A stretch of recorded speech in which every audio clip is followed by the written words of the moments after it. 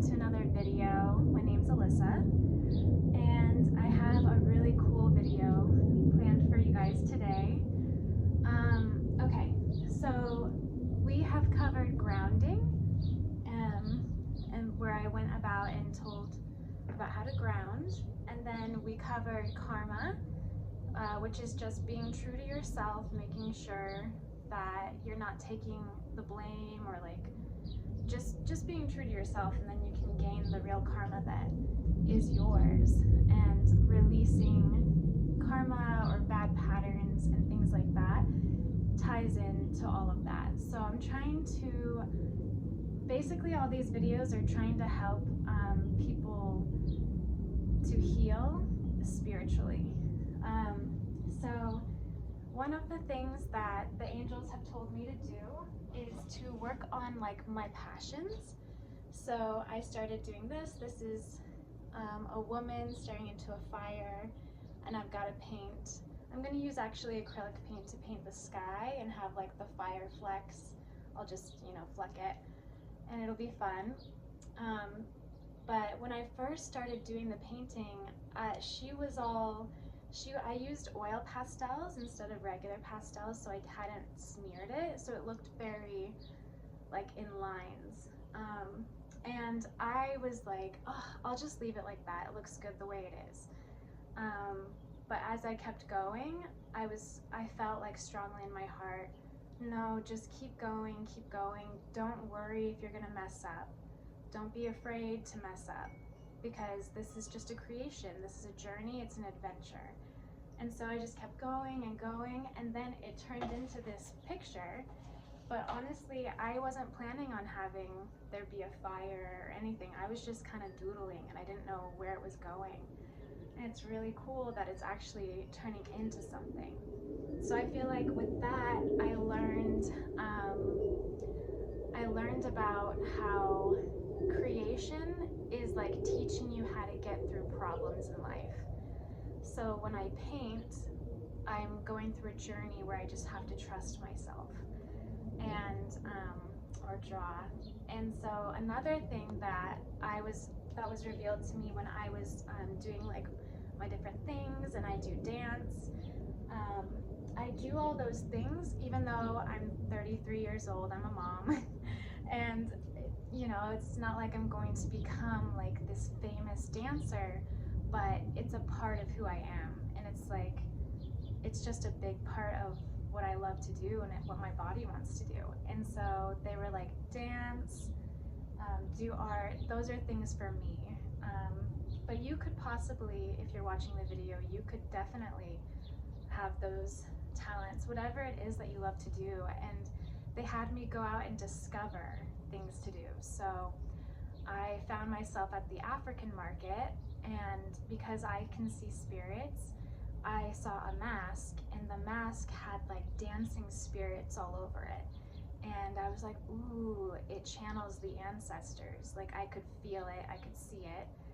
And so I left that day. I went home and thought about it. I was like, should I buy the mask? Should I not buy the mask?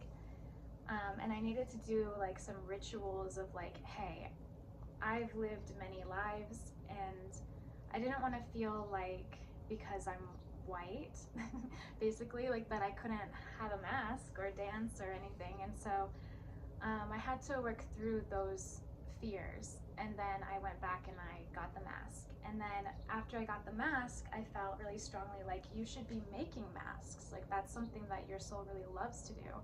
So I guess on a different video, maybe I'll make masks with you guys, but I want to get through all of the lessons so that everyone can heal on their journey.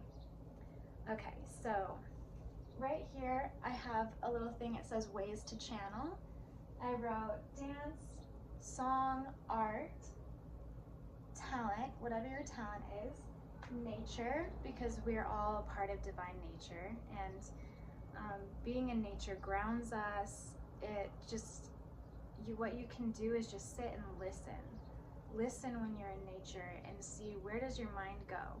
Sometimes your mind will start focusing on like a past relationship, and that's how you'll know that you need to work through that relationship. You need to let it go. You have to somehow come to some sort of forgiveness of yourself and perhaps the other, and or just even a surrender to the universe of like, I can't do anything about that, I surrender it. Sometimes I'll sit in the bath, and just sitting in the water, it makes me like honestly kind of remember past lives. Whatever is going on in your mind, like it's like already there. It's constantly playing all of these memories. You just have to look and decipher it. Okay, so, but for the main lesson in this video, I wanted to teach everyone how to find their life path. And I might make another video if it goes on for too long, but it's a very interesting thing that I've found out. So, I was talking to my guides and ancestors like about maybe 2 nights ago, and I have a best friend, and she's just the most wonderful person in the whole world. She's such an angel of light, and she was born into a family that was different than mine. So I asked the angels, I was like, hey, if Lily had been born into my life, would she have struggled with being raised like Mormon and stuff? Like, what would have happened? And they were like, Lily would have questioned authority from the beginning, and she would have just found friends, done her artistic passions, and she really wouldn't have been affected that much by that. And I was like, oh. And I was just thinking, oh, okay. So she doesn't need my life. That's why she doesn't have my life, because she's already had past lives where she's had to work through maybe like getting out of big religions or social structures where you're really going against the social norm and everyone doesn't like it, and maybe your family doesn't agree. But her soul just wouldn't have had a problem. It would have just chose itself. And so that's really big, to look at the patterns in your life and to figure out, why do I have this life? So the other side of the coin, I asked, what would I be like if I lived her life, you know? And they were like, you would be very successful. You would be very, like, you would have made wealth. You would have been more egocentric, like more ego-centered. Most likely I wouldn't have focused that much on spirituality the way I have now, because I got my bachelor's and my master's degree in religious studies, served a Mormon mission, like all to find and kind of find, who am I, what do I believe? So this big journey is really meant for me, to trust myself and to believe in myself, and to know that that I'm correct. Not that someone else is incorrect, but that I can be myself and I can be enough, worthy and enough exactly as I am right now in this moment. So I found that interesting. I told her, I was like, I would have been so successful, because her family very much puts like an emphasis on being successful, or it's like, it's just really celebrated. Who doesn't want to be successful? But Lily is like a musician, and she just runs around like a fairy goddess all the time. And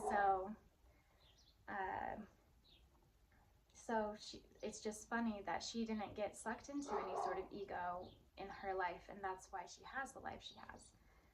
So I'm gonna stop the video and I'm gonna continue and talk about what we learned after I told her about this, how we were able to figure out other things about life paths.